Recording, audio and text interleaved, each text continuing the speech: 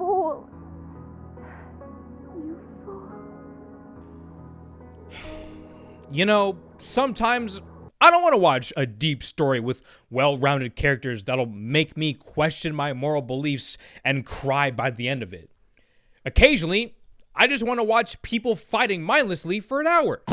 Released in 2019, One Piece Stampede brought us smelly weebs together for an action thrill ride we could never forget. A lot of One Piece films you could argue somebody with no knowledge of the franchise could watch. Stampede, however, is a film meant for the fans. A story that takes many well-beloved characters and puts them against an unstoppable force with an original plot tied to the core of the series. However, that story isn't very good, but man, if it ain't fun to watch. Today, I'm gonna remind us all that sometimes a story doesn't need to be deep to be good.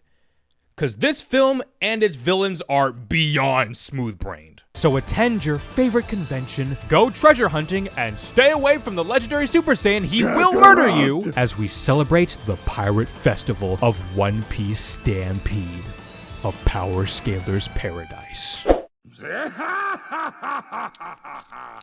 And just like that, we're already on demon time.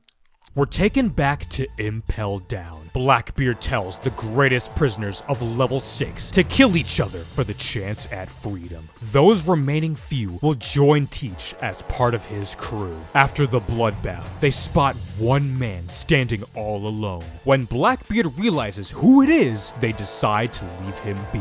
This is definitely the dumbest thing Blackbeard has done, because like, as we'll see in this movie, if he kept him on his crew, then Teach would probably have the One Piece by now. 2 years later, the worst character ever created in the history of anime gets the man out of prison as he plans to use him to start an event that will shake the world into a new era, just like Gold Roger. Now for the fun stuff. The Straw Hats are sailing towards a festival they were invited to. It is said the winners of the main event will be rewarded with the treasure left behind by Gold Roger. Who cares if it's a trap? It's time to party! I don't know. Seems a little sketchy. Oh boy! Welcome one and all to the Pirate Festival, a once-in-a-lifetime convention that celebrates the life of a pirate. Food, contest, merch and all. Our only rule is no stinking Marines allowed. This is a lot of pirates. I wish I could arrest them all. Me too, Smoker. Me too. Alright, no more lollygagging and let the pirate race begin. Along with the Straw Hats are the worst generation, who came in search of the Pirate King's treasure. From cannonballs to a knock-up stream, the Straw Hats are gonna have to give it their all to win this. And of course, Trafalgar Law has to ruin the fun by adding plot to the story. He warns the gang about the host of this event, Buena Festa, and his plan to start a war. While the party poopers Law, Robin, Santi, Chopper, and Brooke investigate the issue, Luffy's team presses on. Everyone lands on the island and race for the treasure. It's a battle royale for fame. Now go! As the battle rages on, the future king of the pirates, Buggy D. Clown, manages to grab Gold Roger's treasure, but a powerful force isn't too far behind the action. Alright, it's been a minute. Let's check in on Law's team.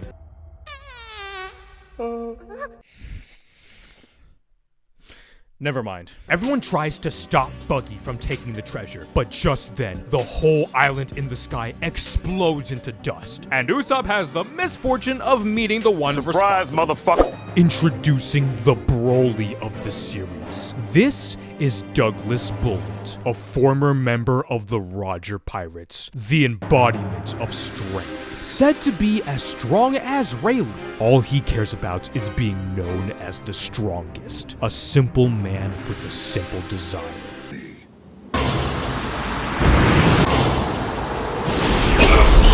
This is Pink Fiction! It only gets gets worse as, thanks to Buenafesta's war fetish, the Marines have come to cause even more chaos for the pirates. In quite literally the best part of this movie, Bullet bulldozes through the supernovas. One by one they fall, all of them lacking in power compared to Douglas. It's Coughing Baby versus Nitrogen Bomb. This is the best part of this movie. Seeing most of the supernova fighting this titan of strength is such a cool spectacle. I know for a fact every theater was going crazy watching this scene. Like, it kind of reminds me of the original Broly movie when we just see the Z Warriors all getting anal blasted fighting the legendary Super Saiyan. Like, I probably watched this scene 5 times while making this video. You know what? Fuck it. Let's make it 6.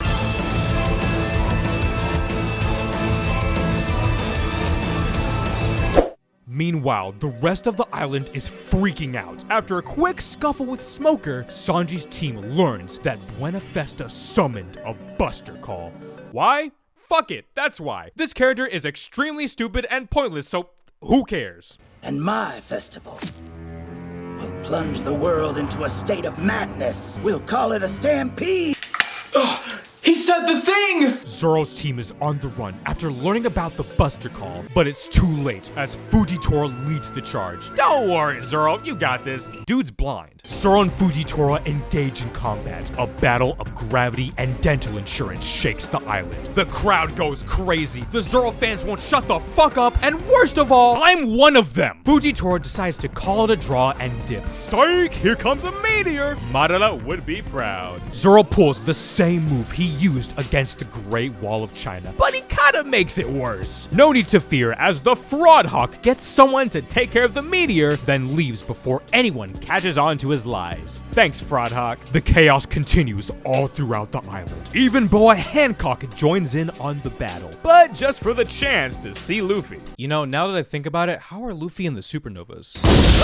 After a 30-minute ass whooping, Bullet continues to flex on him by revealing his mobile suit Gundam and displaying the powers of the Clank Clank Fruit, a super versatile ability that gives the user the creative freedom to assemble objects into whatever they can imagine. Of course, Douglas uses it in the most unimaginable way possible, turning his giant robot into an even bigger robot. Why does this seem so familiar though? Corporate needs you to find the differences between this picture and this picture. Bullet's destructive force grows to even greater heights as the supernovas stand no chance against this metallic behemoth. Too bad nobody has the power to do anything about that. Get your shit together, Eustace! Yes, right? What? What, you want some of this? Yeah. God, Usopp, baby.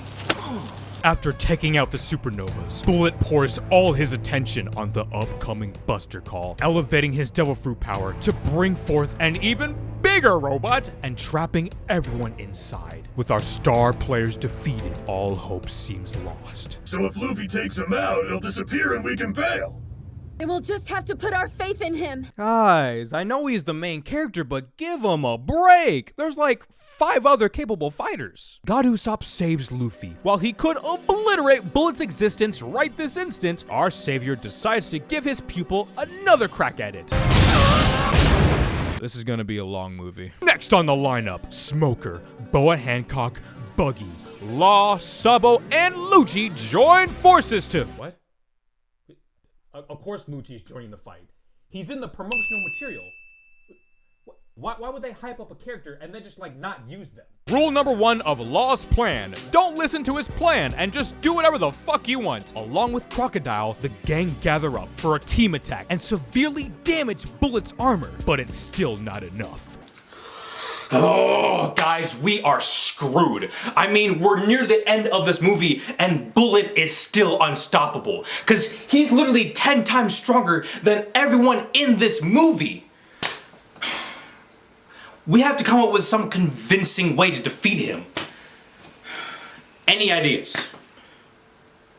Okay, hear me out.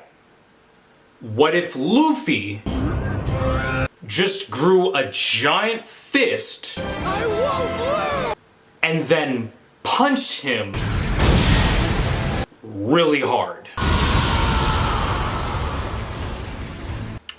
Fuck it, you know what? We only have like 20 minutes left in this movie anyway, so sure.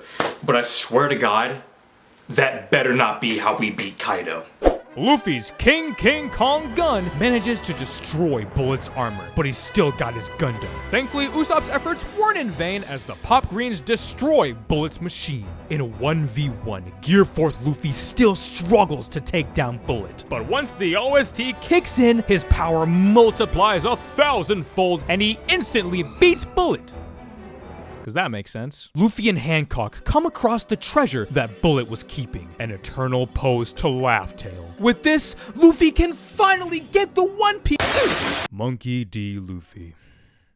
You really are your own worst enemy. Of course, for Luffy, this isn't how he wants to find the One Piece. There's no fun in a quick adventure. Bullet might have been defeated, but there's still a buster call. All the pirates try their best to get away, but Admiral Kizaru is seconds away from ending the series. But just then, 2 walls of flame separates the pirates from the Marines. Discount Film Red Girl uses the convenient fruit to summon a replica of Ace, as Sabo wishes his little brother a safe journey.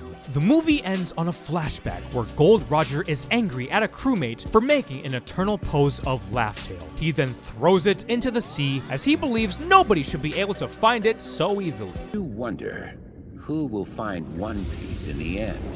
Why, my son, obviously. Who's gonna tell him? That's the end of One Piece Stampede.